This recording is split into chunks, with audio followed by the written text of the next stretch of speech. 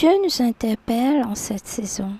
Bonjour, je m'appelle Priscilla. Mon objectif est de t'aider à accomplir ta destinée et à réaliser tes projets en tant que meneuse de projets passionnée par la planification et au développement personnel. Bienvenue dans cet univers de croissance.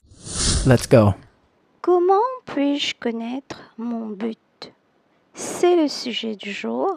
Nous allons regarder ensemble dans le livre d'Exode, le chapitre 3, le verset 1er jusqu'au verset 24. Moïse faisait paître le troupeau de Jéthro, son beau-père, sacrificateur de Madian, et il mena le troupeau derrière le désert et vint à la montagne. Et vint à la montagne de Dieu à Horeb. Vint à la montagne. Dans le verset, nous voyons Moïse occupé à son travail en train de faire paître les troupeaux de son beau-père. C'est alors qu'il s'avance vers la montagne. Vers la montagne. Nous allons parler de la montagne. Montagne, selon la Bible, représente aussi un lieu de retraite spirituelle, un lieu de solitude. Quand je parle de retraite spirituelle, je parle d'un temps de mise à part pour Dieu.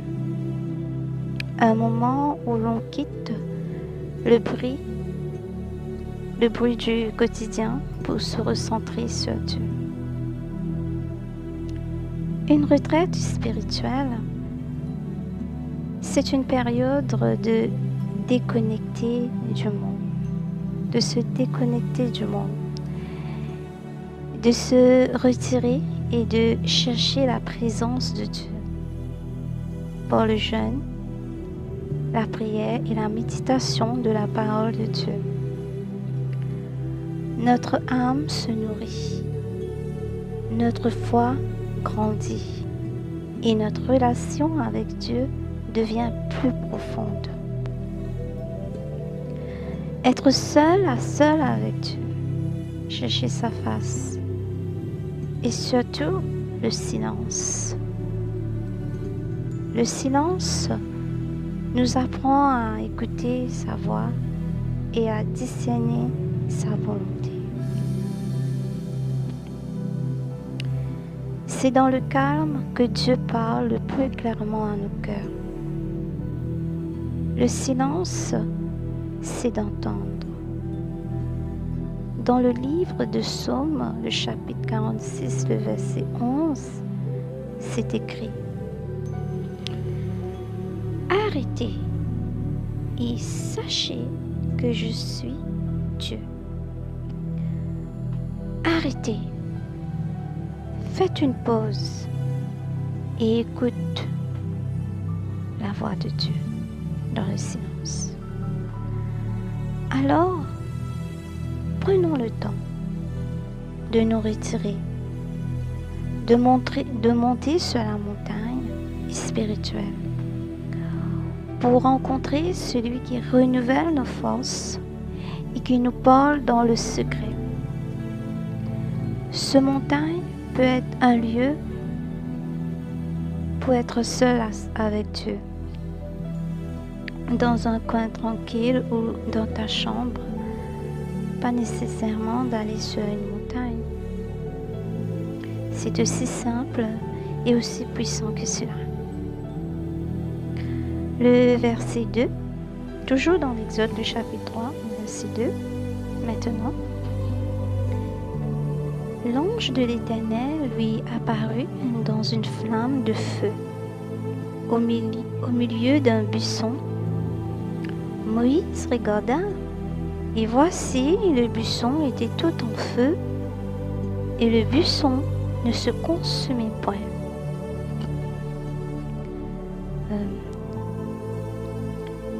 Dès que Moïse a eu à cœur de connaître, de chercher Dieu, de monter à la montagne, l'ange de l'Éternel lui apparut. Dieu se révèle. Si nous le cherchons de tout notre cœur, Dieu se révélera dans nos vies, assurément. Mais remarquons un truc bizarre. Moïse regarda et voici, le buisson était tout en feu et le buisson ne se consumait point. C'est bizarre. Tu regardes un arbre en train de brûler, de prendre feu, mais l'arbre ne brûle point. C'est pas normal. C'est pas normal du tout. Alors, cela a interpellé Moïse. Je veux dire que cela a attiré son attention. Si à l'époque Moïse avait son smartphone, c'est sûr qu'il aurait pris une photo et l'aurait publiée sur les réseaux sociaux. Parce que c'est quelque chose qu'on ne voit pas tous les jours. Dieu ne veut pas seulement que se révéler à Moïse, mais à nous aussi. Dieu interpelle Moïse. Pourquoi? Parce que Dieu veut attirer son attention. Oui, Dieu veut attirer l'attention de Moïse d'une manière divine et l'emmener à s'approcher davantage de lui. Dieu. C'est une manière stratégique pour Dieu d'intervenir stratégiquement. Dieu est stratège. Le buisson ardent, c'est une interpellation divine vers une direction divine. Si Moïse n'avait pas suivi la direction du buisson ardent, quelle direction aurait-il prise?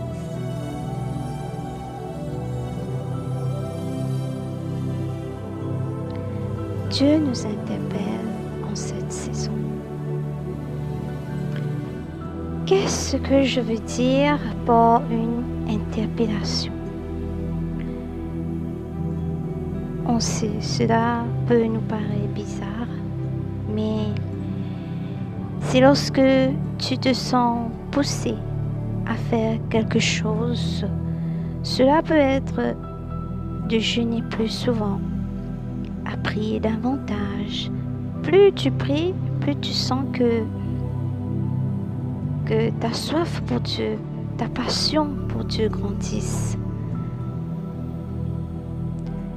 Tu te préoccupes de ce qui lui fait plaisir. Tu veux te nourrir de sa parole. Tu sens comme un feu dans ton cœur. C'est comme si tu savais que tu dois faire quelque chose. Tu sens dans ton intérieurement, que tu es interpellé, que tu te sens poussé à faire, c'est sûr, cela peut peut-être quitter une relation ou entreprendre une action précise. Tu sens que tout t'oriente, te guide vers une direction particulière. Si Moïse n'avait pas pris la direction de suivre la direction du buisson ardent, il n'aurait pas accompli ce que Dieu attendait de lui, mais a dû prendre une décision. En ce qui concerne la décision, j'aimerais vous raconter une histoire incroyable qui s'est passée à Moab. Selon la Bible, dans le livre de Ruth, le chapitre 1er. C'est l'histoire de deux jeunes femmes, Ruth et Orpa, qui étaient devenues veuves. Leur belle-mère s'appelait Naomi et les deux fils de Naomi étaient morts.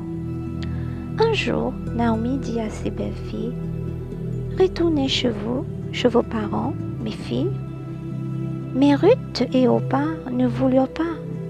Elles pleurent et dirent, « Non, non, nous irons avec toi. » Naomi insista encore pour qu'elle rentre chez elle. Finalement, Orpa embrassa sa belle-mère et partie part. Mais Ruth, plein de courage et de fidélité, dit à sa belle-mère Naomi, « Non, il est hors de question que je me sépare de toi. Ton peuple sera mon peuple et ton Dieu sera mon Dieu. Où tu mourras, je mourrai. Où tu mourras, je mourrai et j'y serai enterré. Que l'Éternel me traite de toute sa rigueur, si autre chose que la mort vient me séparer de toi. » Naomi voyait que Ruth était très déterminée, que rien ne pourrait l'empêcher. Ruth restait sur sa décision. Rien ne l'a bougé. Alors Naomi savait qu'elle ne pourrait rien faire, donc elle cessa d'insister avec Ruth. Voilà ce qu'une décision. Que seule la mort pourrait empêcher Ruth et rien d'autre. Elle a dit à Naomi, « Où tu mourras, je mourrai et j'y serai enterré. » Seule la mort pourrait arrêter Ruth, rien d'autre. Si on est vraiment déterminé, de décider, c'est le pouvoir d'une décision. Elle aurait pu rester à Moab, dans un endroit familier, oui, mais stérile. Au lieu de cela, elle a écouté son cœur. Ruth avait la foi en Dieu. Elle avait quelque chose avec sa belle-mère. Ruth la Moabite avait la foi parce qu'elle mentionne le nom de Dieu dans le verset. « Ton Dieu sera mon Dieu. » Que l'Éternel me traite dans toute sa rigueur si autre chose que la mort vient me séparer de toi. Elle est bien décidée. Seulement la mort peut l'empêcher, rien. Et elle a pris la bonne décision. C'est ainsi que Ruth prit la décision de rester avec Naomi. Une décision qui allait changer sa vie, son histoire, sa destinée. Tout s'est aligné pour elle. Tandis que Orpa, totalement différente de Ruth, elle manque de détermination. Pourtant, elle ne voulait pas rester à Moab elle aussi. Mais malheureusement, rien n'a changé pour elle. Elle manque d'efforts de sa part. Ruth a forcé, a poussé,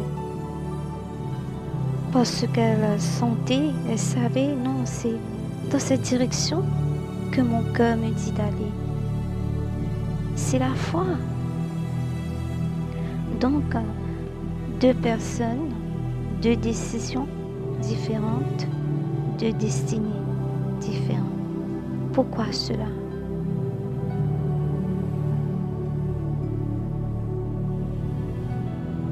Est-ce que consultons-nous Dieu pour une décision? Est-ce que écoutons nos cœurs devant Dieu pour un partenaire? Est-ce qu'on consulte Dieu pour une carrière, pour un voyage? Consultons-nous Dieu pour autre chose? Est-ce que écoutons-nous nos cœurs?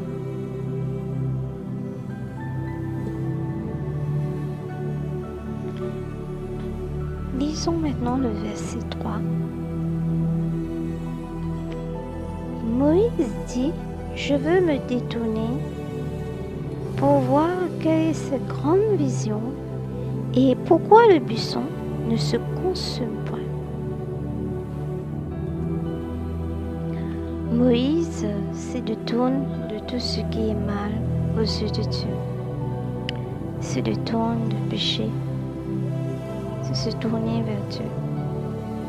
Moïse se détourne de tout ce qui est à l'encontre des principes de Dieu, de tout ce qui ne s'aligne pas avec le plan et les desseins de Dieu, pour qu'il puisse voir cette grande vision. Et quand Dieu vit que Moïse s'est détourné, le verset 4, l'Éternel vit qu'il se détournait pour voir et Dieu l'appela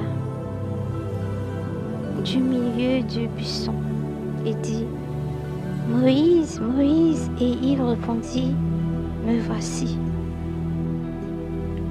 Quand Dieu vit Moïse se détourner, c'est alors qu'il l'appela. Lorsqu'il vit Moïse se détourner, c'est alors qu'il l'appela. Dieu ne veut pas que Moïse tombe dans la distraction. Dieu appelle Moïse à le servir. Puis Dieu dit, Moïse, Moïse, qu'est-ce qui se passe là? Pourquoi Dieu doit l'appeler 2 fois, pas 1, 2 fois? Dieu ne veut pas que Moïse tombe dans la distraction. Moïse, garde-toi d'être distrait. La distraction peut nous faire rater d'entendre Dieu. Moïse, Moïse. Nous voyons ce moment dans la Bible où Jésus s'adressa à Marthe.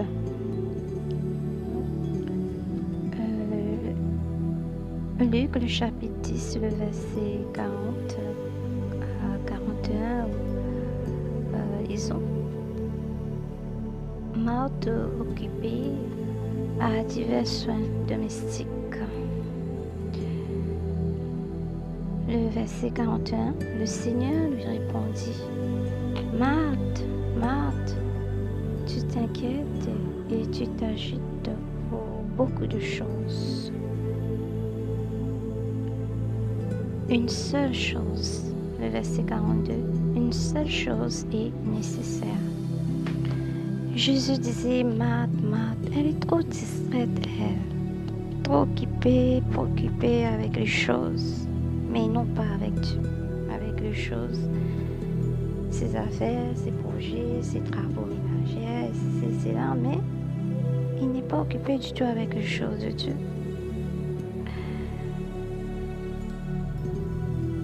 Ne soyons pas comme Marthe, qui servait et n'entendait pas, tellement elle était distraite. Marthe est très bonne, très serviable, mais distraite. Elle servait sans communion, elle servait sans présence.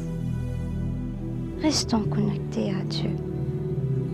Retournons au chapitre 4, au chapitre 3, le verset 4 dans l'Exode. Là où nous voyons que Dieu a appelé Moïse. Moïse, Moïse. Parce que là, Dieu a quelque chose à lui communiquer. Parce que c'est un moment crucial ici pour Dieu. Dieu va parler d'affaires avec Moïse. Moïse répondit, me voici. Moïse reçoit l'appel de Dieu pour servir et se soumettre à Dieu.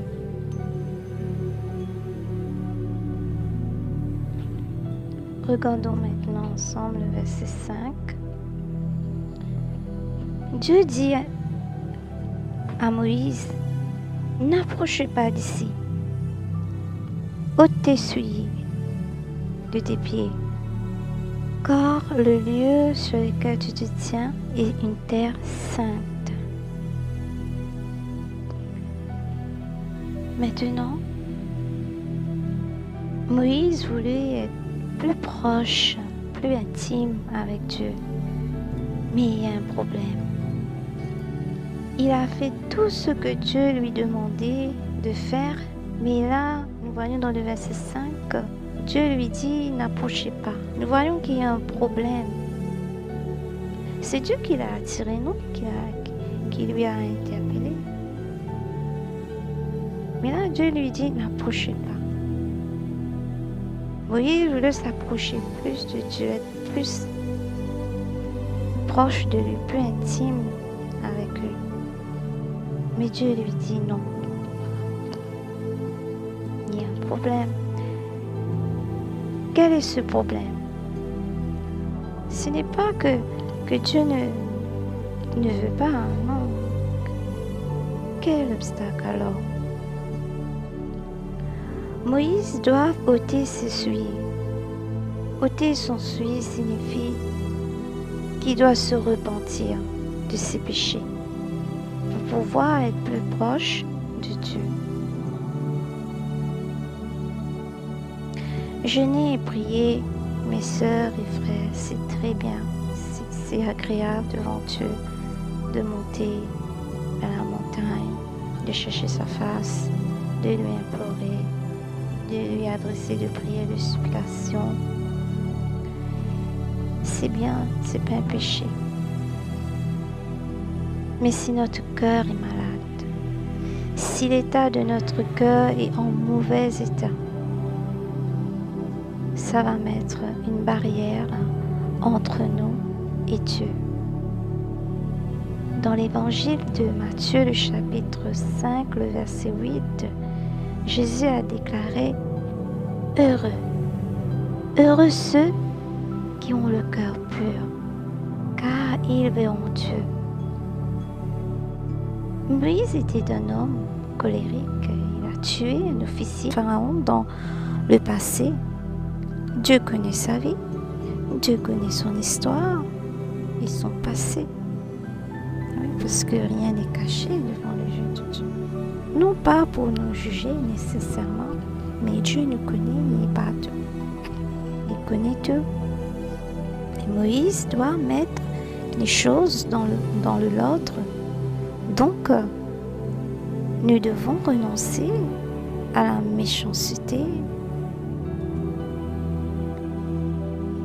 à la colère, etc. Parce que se détourner ne suffit pas. Il faut ôter. Ôter, c'est enlever le péché dans nos vies. Pourquoi? Toujours le verset 5. Quand le lieu sur lequel tu te tiens est une terre sainte, mes très chers sœurs et frères, Dieu est saint. Voilà l'une des raisons pourquoi ôter le péché, parce que Dieu est saint. Dans le premier épître de Pierre, le chapitre 1er, le verset 15 jusqu'au verset 23, il est écrit, lisons. Mais puisque celui qui vous a appelé est saint, vous aussi soyez saints dans toute votre conduite. Selon qu'il est écrit, vous serez saints car je suis saint. Et si vous invoquez comme Père celui qui juge selon l'œuvre de chacun, sans exception de personne, conduisez-vous avec crainte pendant le temps de votre pèlerinage, sachant que ce n'est pas par des choses périssables, par de l'argent ou de l'or que vous avez été rachetés de la vaine manière de vivre de vous, que vous aviez hérité de vos pères, mais par le sang précieux de Christ, comme d'un agneau sans défaut et sans tache, prédestiné avant la fondation du monde et manifesté à la fin de temps à cause de vous, qui par lui croyez en Dieu, lequel l'a ressuscité des morts et lui a donné la gloire, en sorte que votre foi et votre espérance reposent sur Dieu. Ayant purifié vos âmes en obéissant à la vérité pour avoir un amour fraternel sincère, aimez-vous ardemment les uns les autres de tout votre cœur, puisque vous avez été régénérés, non pas une semence corruptible, mais par une semence incorruptible, par la parole vivante et permanente de Dieu. Mes très chers sœurs et frères, je vous laisse quelques versets, ce passage sur vos cœurs. Et je vous encourage d'aller méditer dessus parce que je n'aurai pas assez de temps pour faire le point sur ces quelques versets. Et j'aimerais aussi lire dans le livre de Colossiens, le chapitre 3, le verset 5 à 10 avec vous. Lisons. Faites donc mourir les membres qui sont sur la terre, l'impudicité, l'impureté, les passions, les mauvais désirs et la cupidité, qui est une idolâtrie. C'est à cause de ces choses que la colère de Dieu vient sur le fils de la rébellion. Parmi lesquels vous marchiez autrefois lorsque vous viviez dans ces péchés. Mais maintenant, renoncez à toutes ces choses, à la colère, à l'animosité, à la méchanceté, à la calomnie et aux paroles déshonnêtes qui pourraient sortir de votre bouche. Ne mentez pas les uns aux autres, vous étant dépouillés du vieil homme et de ses œuvres. Des vieils hommes, c'est-à-dire nos vieilles natures que nous avons avant que nous connaissons Jésus. Le verset 10, et ayant revêtu l'homme nouveau qui se renouvelle dans la connaissance selon l'image de celui qui l'a créé. Là aussi, vous pouvez méditer. Malheureusement, je n'aurai pas suffisamment le temps de faire le point dessus. Je cite seulement.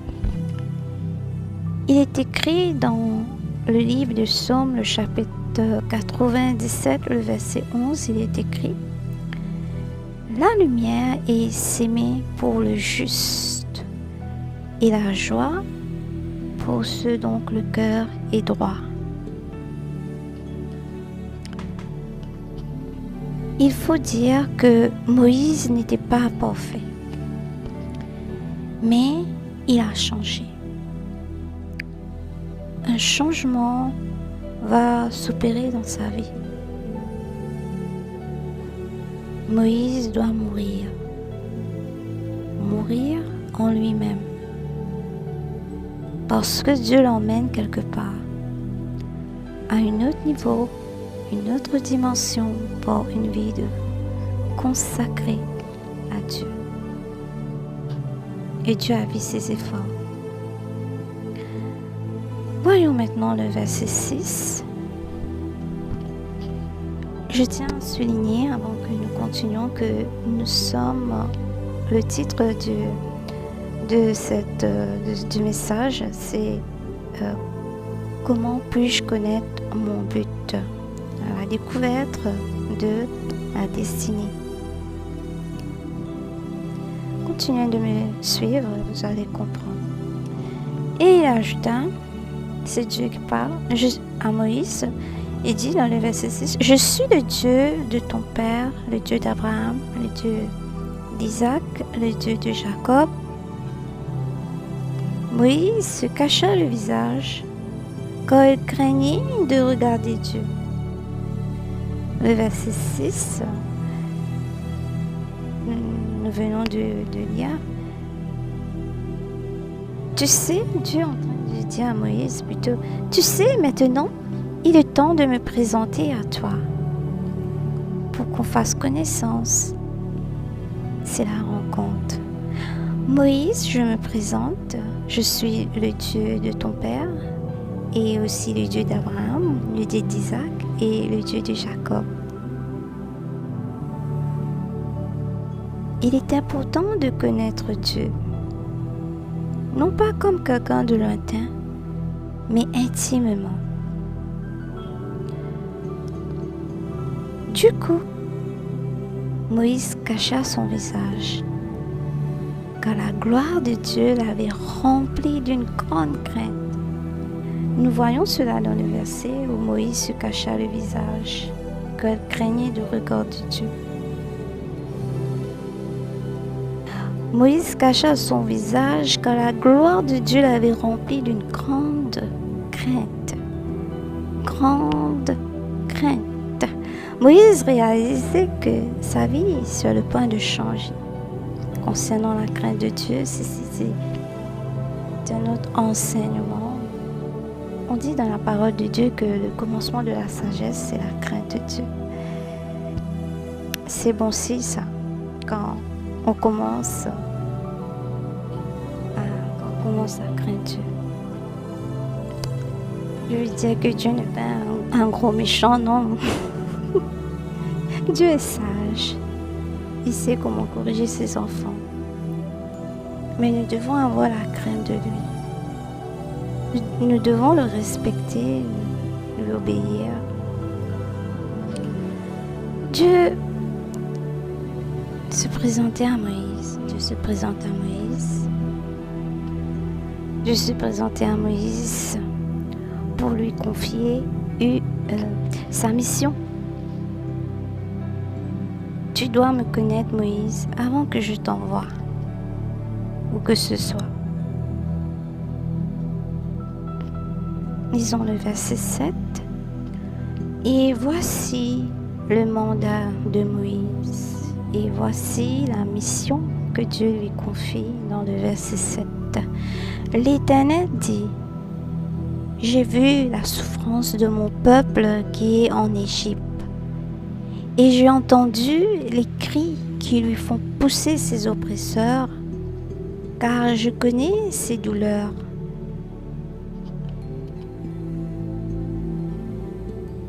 C'est sa destinée, Moïse. Et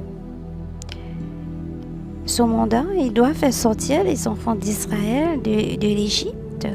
L'Égypte représente l'esclavage, la douleur, la servitude, la souffrance. Dieu envoie Moïse chercher ses enfants là-bas. Je suis descendu pour le délivrer de la main des Égyptiens et pour le faire monter de ce pays dans un beau et vaste pays, dans un pays où coule le lait et le miel, dans le lieu qu'habitent les Cananéens, les Héthiens, les Amoréens, les Phérésiens, les Éviens et les Jébusiens.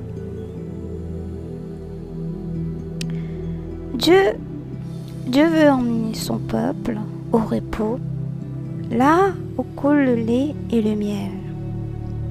C'est dans le lieu qu'habitaient les Cananéens, les Héthiens, les Amoréens, tout ça, et les Cananéens et les Héthiens. Ce pays où coule le lait et le miel, c'est un beau pays. Les Héthiens, les Cananéens, les Amoréens, les Héthiens, tout ça, ce sont les entités. Quand nous faisons face des grands défis dans la vie, des grands obstacles, Dieu dit, moi, je donnerai ce pays à mon peuple. Et j'aimerais dire que les Héthiens, les Cananéens, les Amoréens, ce sont des géants qui fassent opposition dans nos vies. Mais la Bible déclare que nous combattons le bon combat, nous le résistons. Assurément, nous sommes victorieux. Et que Jésus, en mourant sur la croix, nous a délivrés de ta entité. Donc nous nous résistons, ces Héthiens, ces Éviens, ces Amoréens. Nous les résistons, nous combattons le bon combat et nous vaincrons. Car je dois dire que ces entités-là, les Héthiens,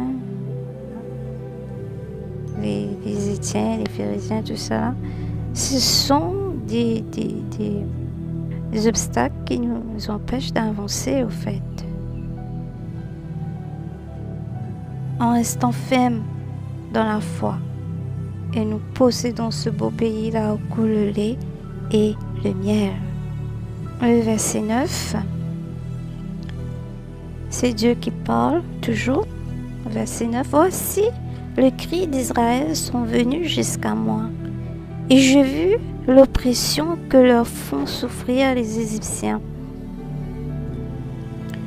Dieu envoie Moïse vers Pharaon pour retirer les enfants d'Israël de la misère, de la souffrance et de la désolation.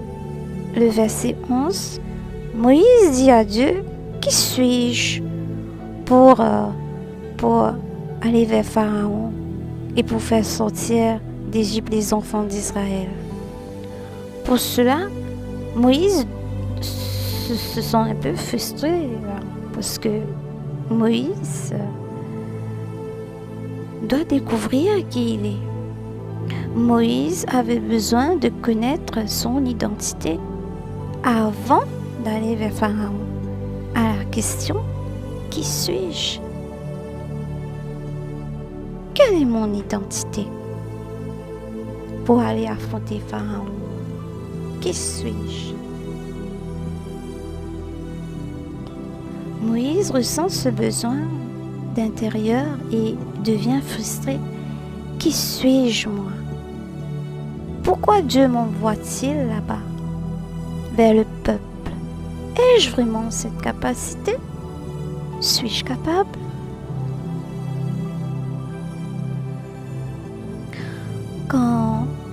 Quand je dis qui suis-je, quand je dis qui je suis, quand je dis identité, c'est pas dans le sens de notre identité en Christ. Quelle est mon identité, ma personnalité?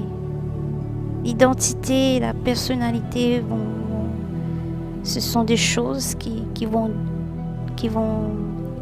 de pair.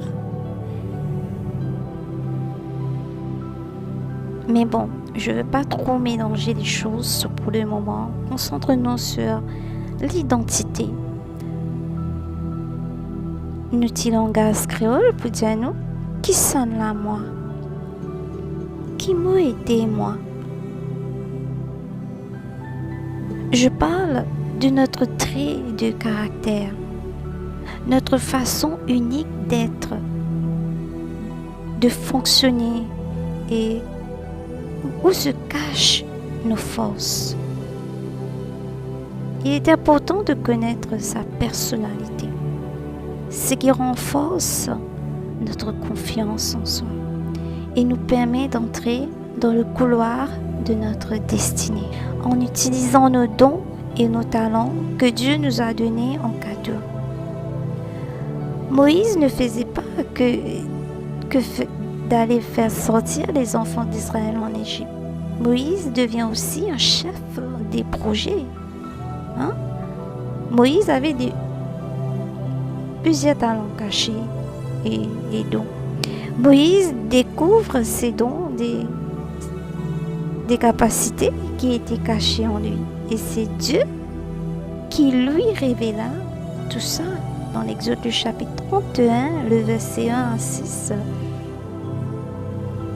l'Éternel parla à Moïse et dit, sache que j'ai choisi Bethsalel et j'ai rempli de l'Esprit de Dieu, de sagesse, d'intelligence et de savoir pour toutes sortes d'ouvrages. Et j'ai rendu capable de faire des inventions, de travailler l'or, l'argent, les reins, graver les pierres, Oholiab. J'ai mis de l'intelligence dans l'esprit de tous ceux qui sont habiles pour qu'ils fassent tout ce que je t'ai ordonné. Donc, Moïse était chef et il y a 2 artistes qui travaillaient avec lui. Dieu donna à Moïse des artistes experts. Moïse était le chef. Moïse se demandait qui il est, qui je suis, qui suis-je. Et voyez-vous, c'est une question que Moïse a adressée à Dieu. Nous pouvons nous aussi demander cette question à Dieu. Qui suis-je? Que dois-je devenir? quelle est mon identité? Et la réponse viendra. La réponse viendra de la bouche de Dieu. Le verset 12, Dieu dit à Moïse, je serai avec toi, et ceci sera pour toi le signe que c'est moi qui t'envoie. Quand tu auras fait sortir d'Égypte le peuple, vous servirez Dieu sur cette montagne. Dieu dit à Moïse d'aller vers Pharaon, d'aller chercher son peuple. Dieu était avec Moïse parce que c'est lui qui l'envoyait là-bas. Dieu a fait ses preuves. Dieu opère des signes, des miracles et des prodiges à travers de lui, de Moïse, pour retirer le peuple d'Égypte afin de servir Dieu sur cette montagne. Parce que Dieu ne nous dira jamais d'aller quelque part s'il n'est pas avec nous. Et nous avons vu comment Moïse, nous avons vu des signes, des miracles, des prodiges quand Moïse a obéi, quand Moïse se soumettait à Dieu. Dieu ne l'a pas abandonné. Nous connaissons tous ce moment, la mer s'est ouverte en deux. Quand Dieu te dit allez, il sera avec toi. Le verset 13, Moïse dit à Dieu, j'irai donc vers les enfants d'Israël et je leur dirai, le Dieu de vos pères m'envoie vers vous.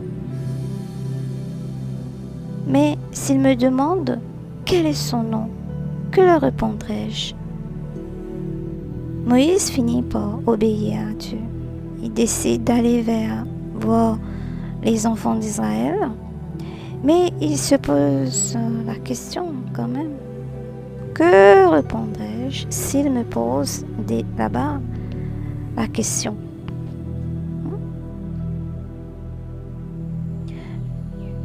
Le verset 14, Dieu dit à Moïse, je suis celui qui suis.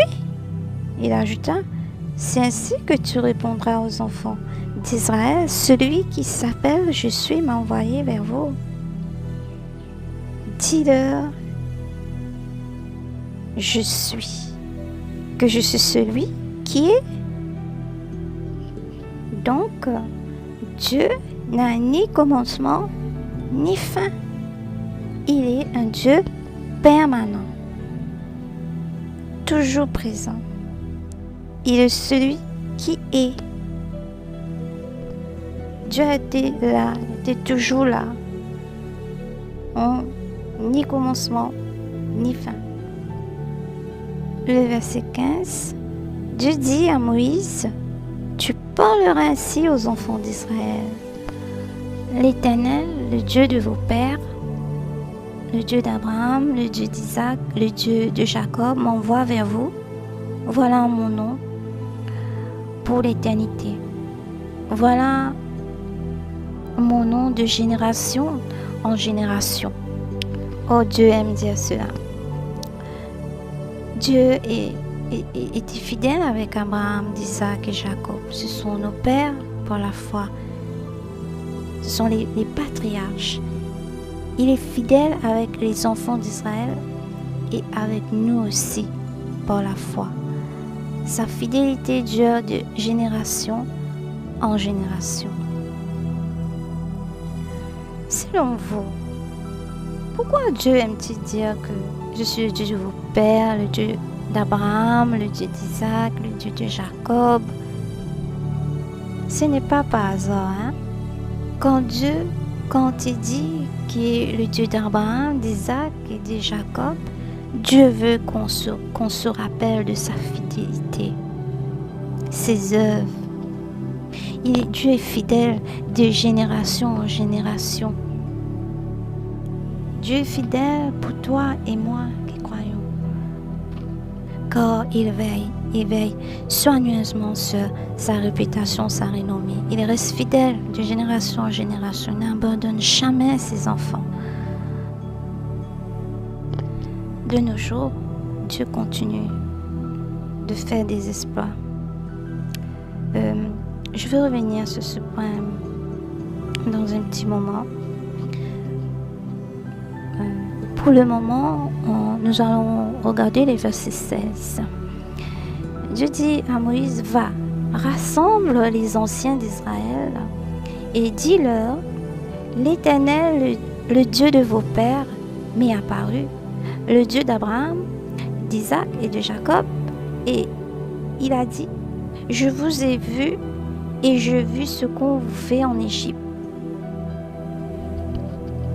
Moïse va devoir rassembler les anciens d'Israël pour leur annoncer le message que Dieu lui a confié, que Dieu a vu leur douleur, que Dieu a vu leur souffrance. Il devait aller pour transmettre ce message au peuple. Le verset 17. Et je dis, je vous ferai monter de l'Égypte où vous souffrez dans le pays des Amaroins, des Phérésiens, des Éviens et des Jubissiens, dans un pays où coule le lait et le miel. Dieu veut leur faire du bien. Dieu veut faire du bien à son peuple. Les emmener dans un pays où il fait beau, il fait bon à vivre, où coule le lait et le miel, dans le repos. Même s'il y a ces géants là-bas, ces obstacles, c'est-à-dire ces Phérésiens, ces Amaroins, etc. Mais Dieu, lui, il veut leur donner ce beau pays. Le verset 18, Dieu dit à Moïse, ils écouteront ta voix et tu iras, toi et les anciens d'Israël, auprès du Pharaon d'Égypte, et vous lui direz, l'Éternel, le Dieu des Hébreux, nous est apparu. Permets-nous de faire 3 journées de marche dans le désert pour offrir des sacrifices à l'Éternel, notre Dieu. Et le verset 19, Dieu dit à Moïse, je sais qu'il ne vous laissera point aller si ce n'est pas une main puissante. Nous voyons dans le verset 18 que Pharaon n'est pas aussi bête. Dieu même dit dans le verset 19 que je sais qu'il ne vous laissera pas aller. Donc, comme nous disons dans le créole pour vous dire, nous, Pharaon peut dire, je peux sauver, hein. Ben, c'est ça, au fait, c'est ça. Bon, disons que Dieu voudrait ne pas dramatiser la situation, les choses, parce que le peuple, ils sont nombreux, il y a des enfants, tout ça. Donc, Dieu voulait faire les choses avec ordre. Mais sur le refus du Pharaon, Dieu, là, il a mis Dieu en colère. Parce que on ne peut pas toucher à ce qui appartient à Dieu. Hein? Autrement dit, Dieu dit, Pharaon, tant pis, hein. Tu laisses pas mon peuple partir, tant pis pour toi. Tu vas souffrir, Pharaon. Vous savez, on peut pas, comment dire, Pharaon veut s'opposer à Dieu. Oh mon Dieu. Enfin, en réalité, il ne connaît pas Dieu. S'il connaissait, nous allons voir un petit moment comment Dieu l'a écrabouillé, Pharaon, comme un moustique. Oui, Dieu est en train de faire des plans, Dieu est en train de projets pour quoi? Il est en train de faire des plans pour sauver son peuple, pour retirer son peuple là-bas. Et toi, Pharaon, tu oses me défier? J'aimerais que nous revoyions le verset 19. Dieu dit, « Je sais que ne vous laissera point d'aller, si ce n'est par une main puissante. » Mais Pharaon s'oppose. Il s'opposera, oui, qu'il ne les laissera pas partir, mais écoutons cette déclaration de Dieu. Le verset 19. Si ce n'est par une main puissante. Oh là là, tu es cuit, Pharaon, tu es cuit. Si ce n'est par une main puissante. La main de Dieu, Pharaon est tellement têtu, Dieu lui montre que les enfants d'Israël, son peuple, ne lui appartient pas. N'appartient pas à Pharaon, qui n'est pas le chef. C'est pas lui qui décide le sort des enfants d'Israël. C'est pas Pharaon qui décide le sort du peuple de Dieu. Il n'est pas le chef et Dieu, par des moyens surprenants, que Pharaon a dû rester bouche bée. Quand Dieu est dans sa main, nos ennemis prennent la fuite. Dieu les frappe pour délivrer son peuple par des signes, des miracles et des prodiges. Dieu le fait encore aujourd'hui. Dieu est au milieu de nous. Dieu est vivant. Du coup, Pharaon est obligé de laisser le peuple partir.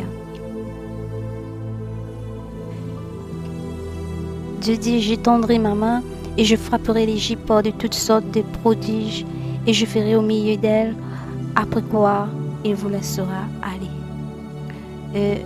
Le verset 21, je ferai même trouver grâce à ce peuple aux yeux des Égyptiens et quand vous partirez, vous ne partirez point à vide.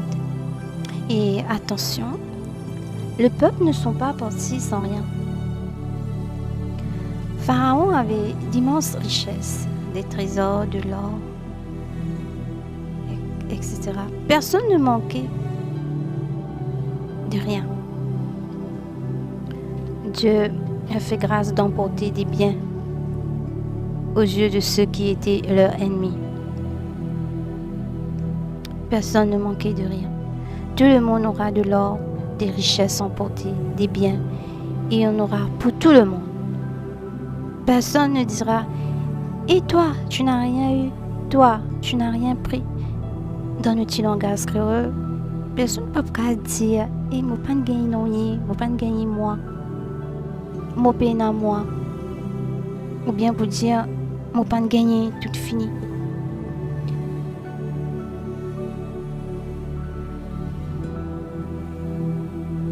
Tellement tiennant beaucoup qui personne pas manqué. Personne et tous les enfants d'Israël ont leur part des biens, leur part des richesses. Pharaon est dépouillé. Pharaon. Vous pouvez regarder ce verset dans le verset 22. Nous voyons cela. Chaque femme demande à sa voisine et à celle qui demeure dans sa maison des vases d'argent, des vases d'or, des vêtements que vous mettrez sur vos fils et vos filles, et vous dépouillez les Égyptiens. Pharaon et ses sorciers sont dépouillés, perdant leur pouvoir.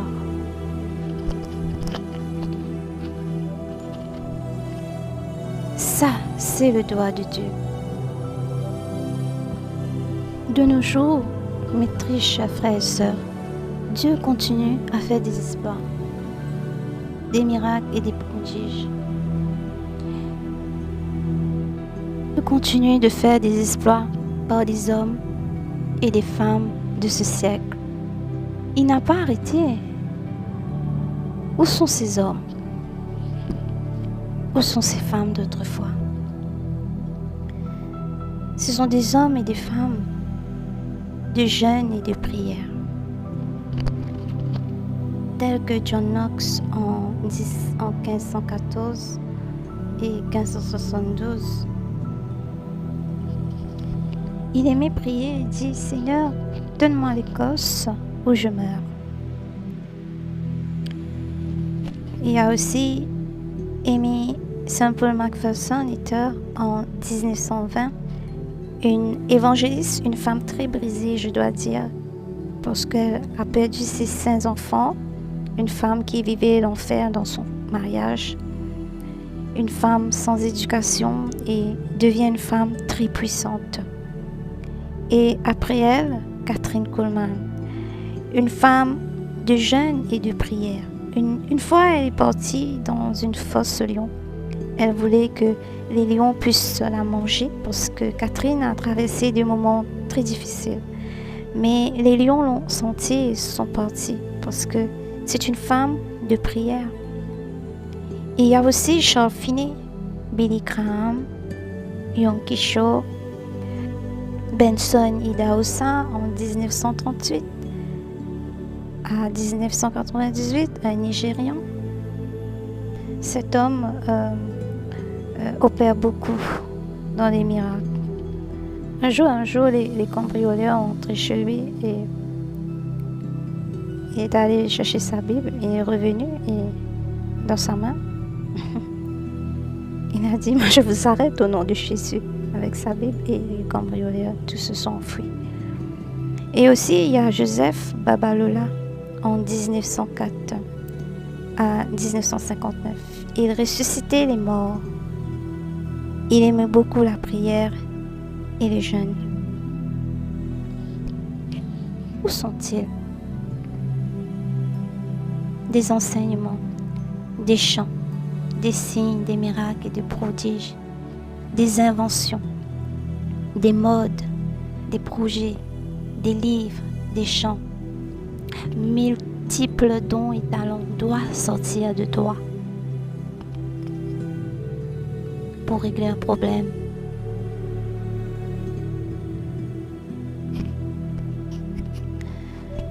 Dieu ne veut pas faire de petites choses à travers de toi.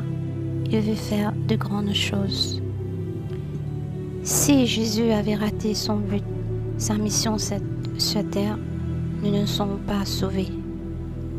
Dans l'évangile de Jean, le chapitre 17, le verset 4, Jésus était en prière. Il prie, il dit « Je te glorifie sur la terre. J'ai achevé l'œuvre que tu m'as donnée à faire. » Quelle est donc cette œuvre que Jésus devait accomplir? C'est de mourir pour nous, pour l'humanité, à cause du péché, à cause de la faute d'Adam, pour que nous puissions avoir la vie éternelle. Donc Jésus était envoyé pour un but, pour une mission.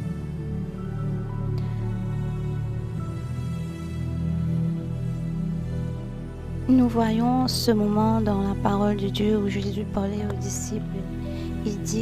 Il a dit dans l'évangile de Jean, chapitre 4, le verset 34, Jésus a dit « Ma nourriture est de faire la volonté de celui qui m'a envoyé et d'accomplir son œuvre. » Et aussi dans l'évangile de Jean, le chapitre 3, le verset 16, il est aussi écrit « Car Dieu a tant aimé le monde qu'il a donné son Fils unique, afin que quiconque croit en lui ne périsse point, mais qu'il ait la vie éternelle. » C'est pourquoi il est né, Jésus.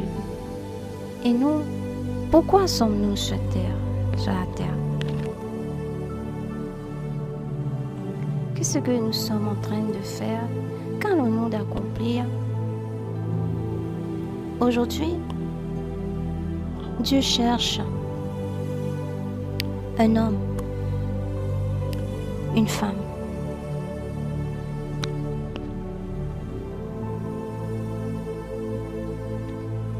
qui dira « Me voici ».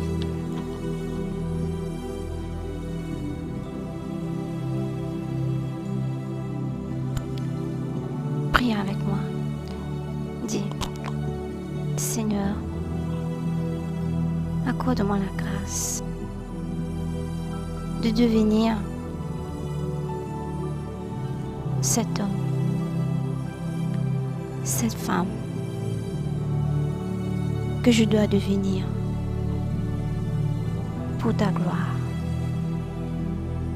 Amen. Mes sœurs et frères, montons dans la prière et consacrons-nous à Dieu. Dieu ne veut pas faire de petites choses avec toi. Il veut faire de grandes choses à travers de toi. Tous ceux qui croient en Jésus et le reçoivent dans leur cœur comme Seigneur et Sauveur seront sauvés et feront partie de la famille de Dieu par la foi, car il n'y a pas de salut en dehors de lui. Actes, le chapitre 4, le verset 11 à 12. Il n'y a de salut en aucun autre, car il n'y a sous le ciel aucun autre nom qui ait été donné parmi les hommes par lequel nous devions être sauvés.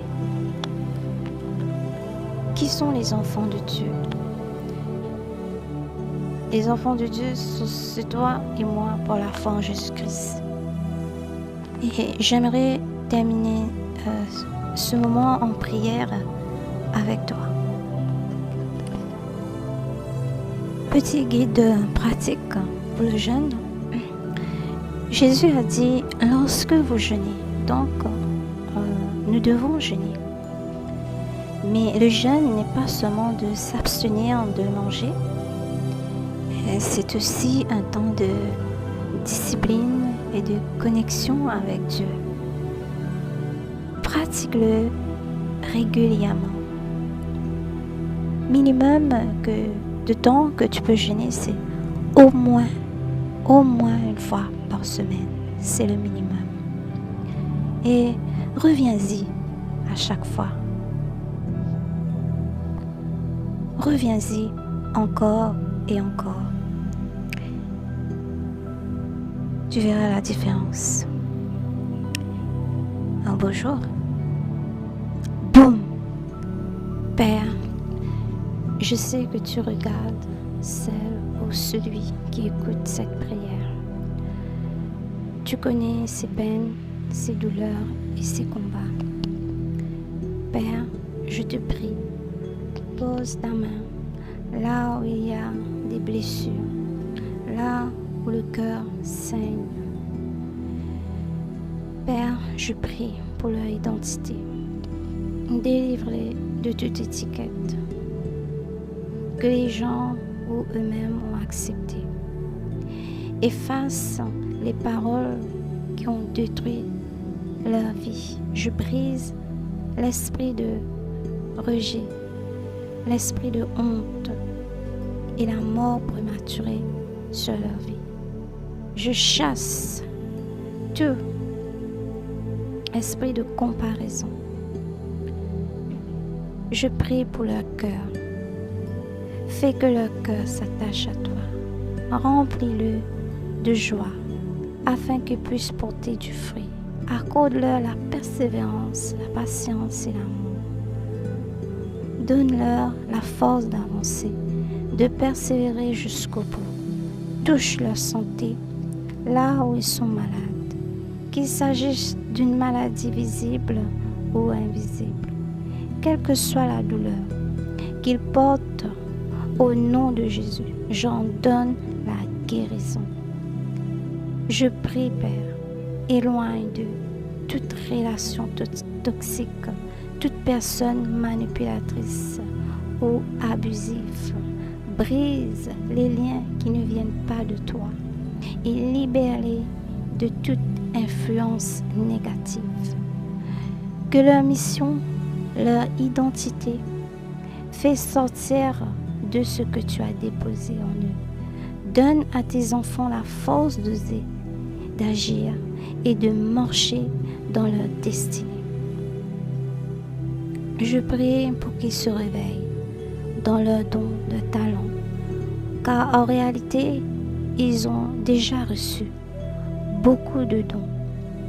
Réveille leurs capacités, ouvre leurs yeux pour qu'ils voient ce que tu as mis en eux. Je chasse tout esprit de retard et d'échec dans leur vie, au nom de Jésus. Amen.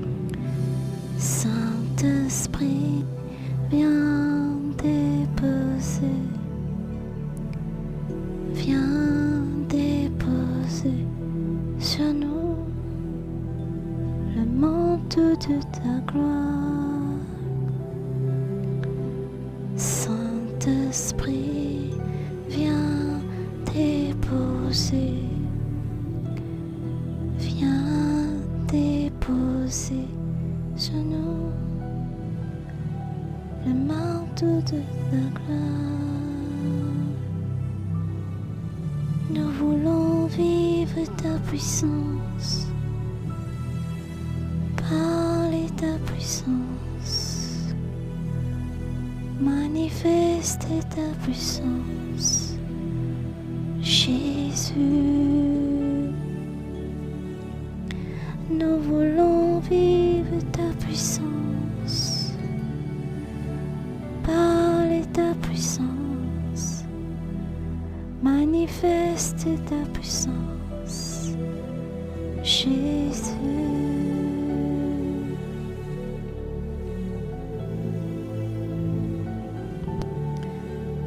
Je déclare que tu ne mourras pas. Je déclare et je décrète que tu entreras dans ta destinée. Je déclare que tu ne mourras pas et que personne ne pourra t'empêcher d'entrer dans ta destinée.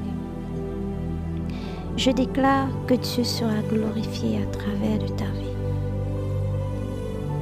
Père, je te demande, renouvelle leur intelligence, transforme leurs pensées et remplis-les de ta sagesse et de ta paix. Et je brise tout accident planifié contre leur vie. Au nom de Jésus, Père, je te demande de les préserver, de les protéger jour et nuit et de les garder sous ta main puissante. Amen. Pour ma part, je termine ici. Peux-tu prendre un moment avec moi pour dire à Dieu merci? Père, nous te disons jamais assez merci pour tout ce que tu fais dans nos vies. Quelqu'un a été touché par toi aujourd'hui. Alors, façonne-nous selon ton dessein. Transforme-nous selon ta volonté. Et fais de nous ce que tu veux. Amen. Merci beaucoup pour votre écoute. Sois béni. Et je vous donne rendez-vous pour une autre vidéo. En attendant, prenez soin de vous et à très bientôt.